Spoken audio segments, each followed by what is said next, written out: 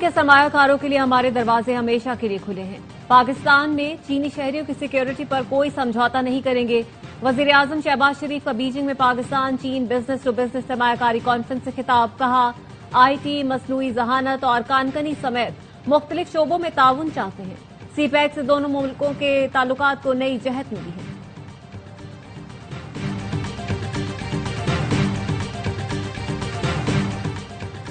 गुजरात और गिरदनवा में तेज बारिश से सैलाब आ गया। 20 घंटे में 526 मिलीमीटर बारिश से सड़कें दरियाओं का मंजर पेश करने लगी। कमर सालवी रोड में नाला ओवरफ्लो कर गया। पानी घरों दुकानों में दाखिल। अर्बन फ्लडिंग से शहरी घरों और छतों पर महसूस। पंजाब में सैलाब की तबाहकारियां। चिश्तियां के मकाम पर पानी के तेज बहाव से दरियाई कटाव शिद्दत इख्तियार कर गया। बस्ती इमाम शाह का हिफाजती बंद टूट गया। सड़क बह गई। कादराबाद से निकले बड़े रैली ने जलालपुर भटिया के नवाही देहात में तबाही मचा दी। दरियाए चनाब के पानी से 50 के करीब मवाजियात और सैकड़ों बस्तियां ज़ेर-ए-आब।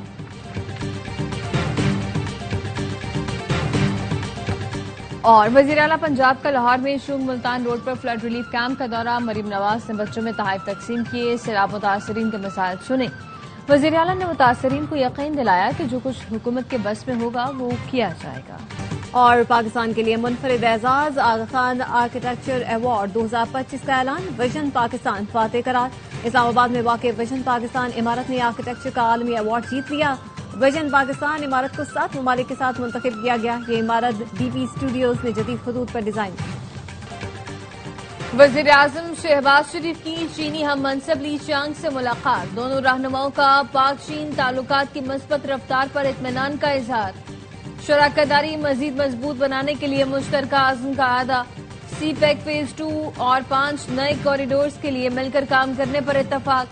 बिजनेस टू बिजनेस ताउन और सरमायाकारी के वसी इम्कानात पर जोर।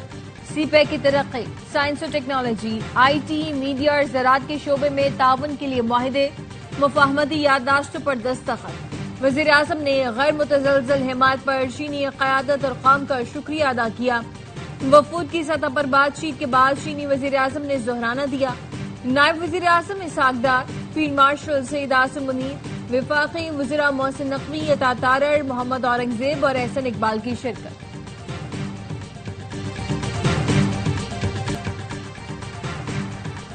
अगले 24 घंटे मुल्तान के लिए अहम हैं। मुल्तान के हेड मोहम्मद वाला के मकाम पर पानी का दबाव बढ़ गया। DGPDMA पंजाब इरफान काटिया कहते हैं कि इंतजामात मुकम्मल हैं। कोशिश है किसी किस्म की ब्रीचिंग न करनी पड़े। शुगाफ पड़े तो 27 देहात मुतासर होंगे। इस वक्त हमारे मुकम्मल तवज्जो टोबा टेक सिंह और खानेवाल पर है। दरिया रावी में खतरनाक सूरत हाल है। शादरा पर पानी तेज है। 6 और 7 सितंबर के दरमियानी शब 9 लाख क्यूसेक का रेला गुड्डू बैराज में दाखिल होगा। भारत ने दरिया सतलुज में फिर पानी छोड़ दिया। पानी का एक और बड़ा रेला पंजाब की तरफ रवां दवा। सिंध के कच्चे से 94,000 अफराद को महफूज मकामात पर मुंतकिल कर दिया गया। 24 लाख से जायद मवेशी सैलाब से मुतासर हो सकते हैं। अब तक 3,28,000 मवेशियों का इंखला किया जा चुका। सीनियर सूबाई वजीर शर्जील मेमन की मीडिया ब्रीफिंग। कहा, हर जगह हुकूमत सिंध की मशीनरी मौजूद है। वजीर आला एक एक चीज की मॉनिटरिंग कर रहे हैं। बिलावल भुट्टो आज पंजाब का दौरा करेंगे। सैलाब मुतासरीन से मुलाकात करेंगे।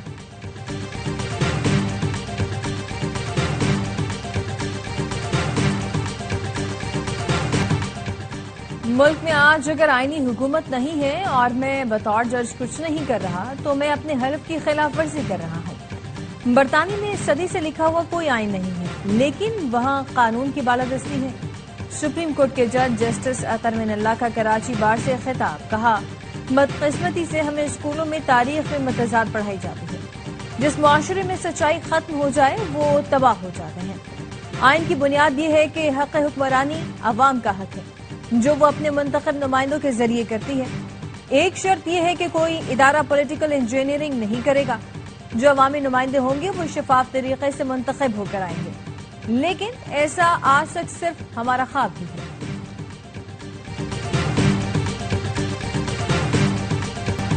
26वीं आईनी तरमीम के बाद अदलिया को ज़ेली इदारा बना दिया गया। हमने दरख्वास्त दायर कर दी है। मुस्तफा नवाज खोकर कहते हैं, सुप्रीम कोर्ट 26वीं आईनी तरमीम के खिलाफ नजर सानी अपीलें सुने। असद कैसर का कहना है, हमारा इत्तेहाद अदालत के साथ है। हम सिर्फ इंसाफ चाहते हैं। बुनियादी कानूनी हुकूक को सल्ब किया गया। मुअज़्ज़ज़ जजेस अपना किरदार अदा करें।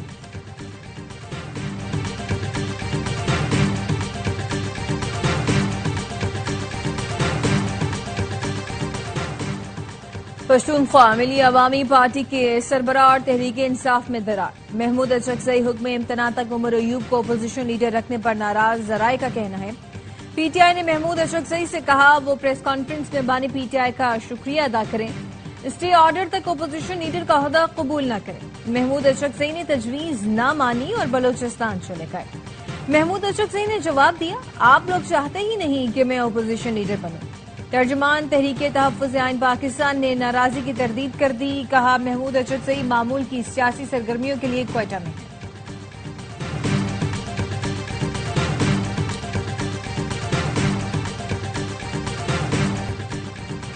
जिना हाउस हमला केस में बानी पीटीआई के भांजे शेरशाह की जमानत मंजूर। लाहौर की इंसदाद दहशतगर्दी अदालत का 1 लाख रुपए के मुचलके जमा कराने का हुक्म। अलीमा खानम कहती है मेरे बेटे तो रिहा हो गए, बाकी लोगों को भी रिहा किया जाना चाहिए। बानी पीटीआई की सजा गैर कानूनी है। शेर अफजल मरवत का पार्टी से कोई ताल्लुक नहीं, बानी उन्हें पार्टी से निकाल चुके, उनकी किसी बात का जवाब देना जरूरी नहीं।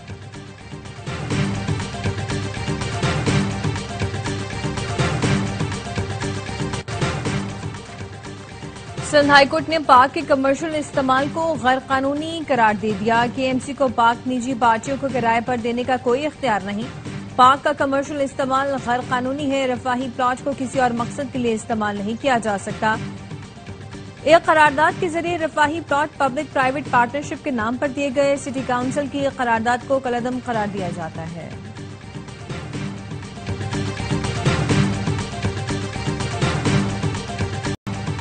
गुज़श्ता साल जुलाई से अक्टूबर के दरमियान 7.5 लाख टन चीनी बरामद की गई।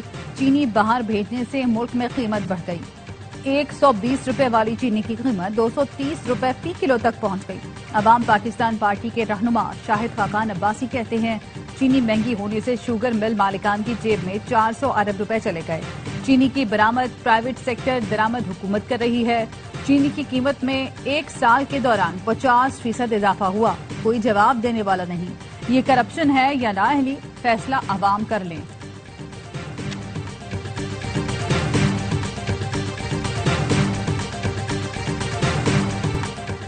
गंदम और आटे की कीमतों में मजीद इजाफे का खदशा। चेयरमैन फ्लोर मिल्स एसोसिएशन का कहना है कि पाकिस्तान में गंदम महंगी जबकि आलमी मार्केट में सस्ती मिल रही है।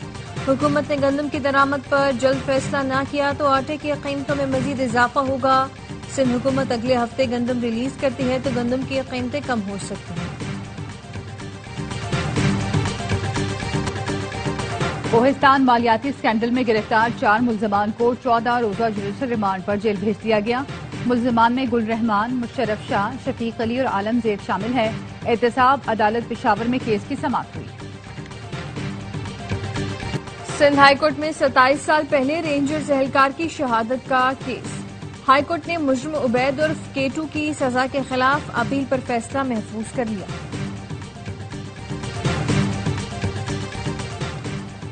लाहौर में मुबैना पुलिस एनकाउंटर, 4 मुल्जिमान हलाक। कोट लखपत और शादरा टाउन में मुल्जिमान को शनाख्त के लिए ले जाया जा रहा था। साथियों ने फायरिंग कर दी, 2 मुल्जिमान मारे गए। गुजरपुरा में सीसीटी से मुकाबले में रिकॉर्ड याफ्ता मुल्जिम सुभान और मस्ती गेट में मुल्जिम शफीक हलाक हुआ।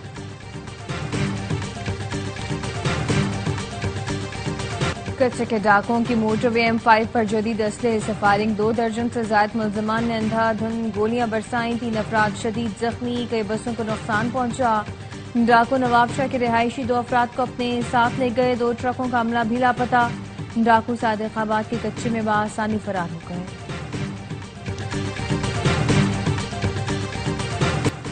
Chairman joint chief of staff committee general Sahir Shamshad Mirza का कतर का दौरा। 2 तरफा आला अस्करी ताउन कमेटी के दूसरे इजलास में शिरकत। कतरी क़यादत से मुलाकातों में खित्ते की बदलती सिक्योरिटी सूरत हाल पर तबादला ख्याल। अमन इस्तेहकाम के अज़्म का इयादा किया। इसराइल ने गजा में मजीद 84 फलस्तीनियों को शहीद कर दिया। खाने की तलाश में निकले 4 अफराद से होने गोलियों का निशाना बन गए। 1 बच्चे समेत 17 अफराद भूख से दम तोड़ गए। फाकों से शहीद फलस्तीनियों की तादाद 370 हो गई। हमास ने गजा में जंगबंदी के लिए मुआहदे पर आमादगी जाहिर करती। मुआहदे में इसराइली रकमालियों के बदले फलस्तीनी कैदियों की रिहाई की शर्त भी शामिल है।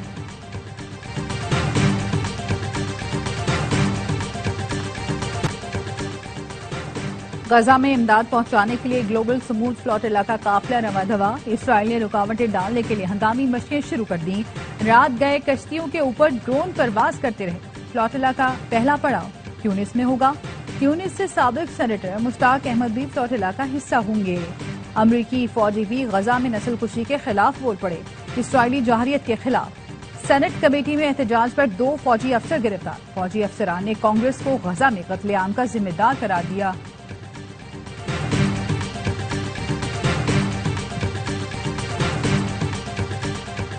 रूसी सदर पुतिन ने यूक्रेनी हम मनसब को मॉस्को आने और बराह रास्त मुलाकात की दावत दे दी। कहा, ज़ेलेंस्की मुलाकात के लिए तैयार हैं तो मॉस्को आ जाएं। मैंने कभी मुलाकात से इनकार नहीं किया। इस मुलाकात में काबिल कबूल हल पर इतफाक न हुआ तो रूस इस मसले को फौजी तरीके से निपटाने की सलाहियत रखता है।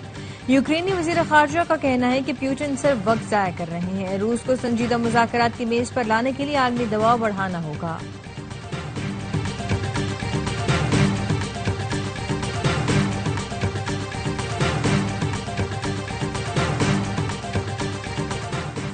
कहीं डीएनए लीक ना हो जाए। बीजिंग में रूसी सदर पुतिन से शिमाली कोरिया के रहनुमा किम जोंग उन की मुलाकात के बाद उनका अमला अपने रहनुमा की कुर्सी साफ करने पहुंच गया। वीडियो सोशल मीडिया पर वायरल हो गई। किम जोंग उन जिस कुर्सी पर बैठे और वहां इर्द गिर्द मौजूद जितनी भी चीजों को उन्होंने छुआ, उन तमाम चीजों को अच्छी तरह से साफ किया गया। किम जोंग उन ने जिस गिलास में पानी पिया वो भी अमला साथ ले गया।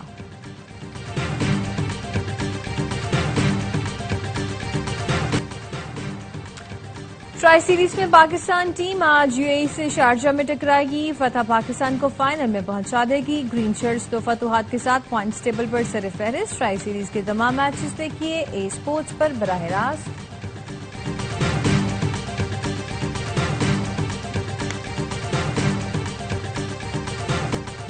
गवर्नर सिंध कामरान टिसोरी की जेर सदारत यूथ पार्लियामेंट की 20वीं सालगिरह की तकरीब।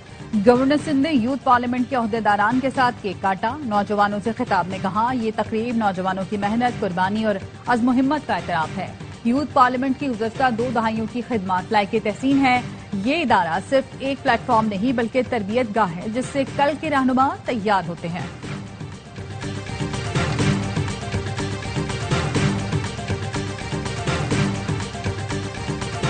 और मुल्क भर में ईद मिलादुन नबी मनाने की तैयारियां। घरों, गली और मस्जिदों को सजा दिया गया। महफिल मिलाद और नात खानी का एहतमाम। यमन के दारुल हुकूमत सना में ईद मिलादुन नबी सल्लल्लाहु अलैहि वसल्लम का अज़ीमुश्शान इज्तिमा। शहर में सब्ज रोशनियों की बहार। रात भर शानदार आतिशबाजी से आसमान जगमगाता रहा।